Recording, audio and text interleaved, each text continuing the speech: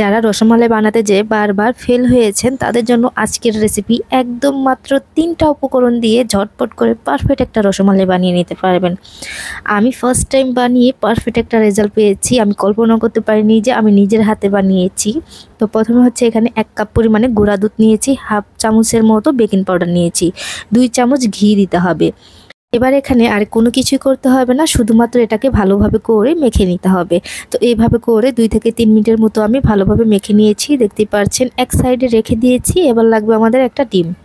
এবার ডিমটাকে কাঁটা চামচ দিয়ে ভালোভাবে করে মিক্স করে নিতে হবে। অনেকেই আছে ডিমটা পুরাই একসঙ্গে দিয়ে দেয়, দিয়ে তারপর মাখায়।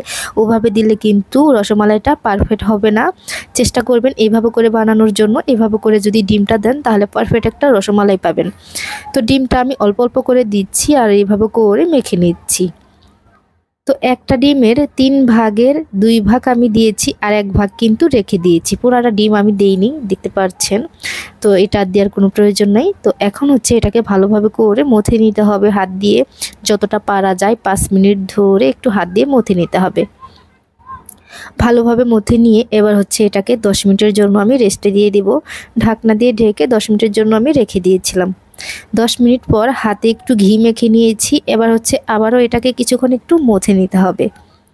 তো 2 থেকে 3 মিনিটের মতো এটাকে মথে নিলে এটা সুন্দর একটা ডো হয়ে যাবে। দেখবেন যে হাত থেকে সুন্দরভাবে কিন্তু ছেড়ে দিচ্ছে।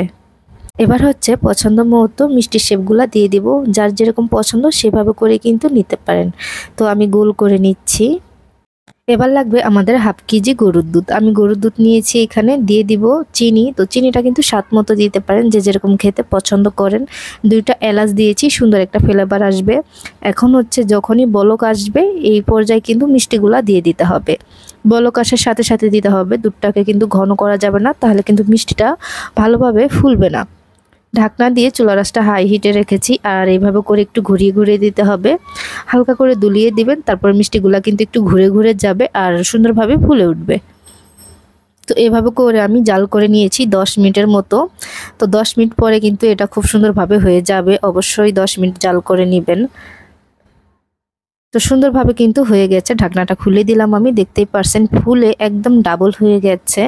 পারফেক্ট একটা রসমালাই হয়েছে কিন্তু। এবার হচ্ছে এই দুধটাকে একটু ঘন করে নেব আমি। এখানে আমি 2 চামচের মতো গুঁড়া দুধ দিয়েছি, দিয়ে একটু নেড়ে চেড়ে নেব। তো এখন হচ্ছে ঘন হয়ে গেছে, দেখতেই পারছেন। আমি এবার এটাকে নামিয়ে নেব। নামিয়ে ঠান্ডা করে পরিবেশন করে নিচ্ছি।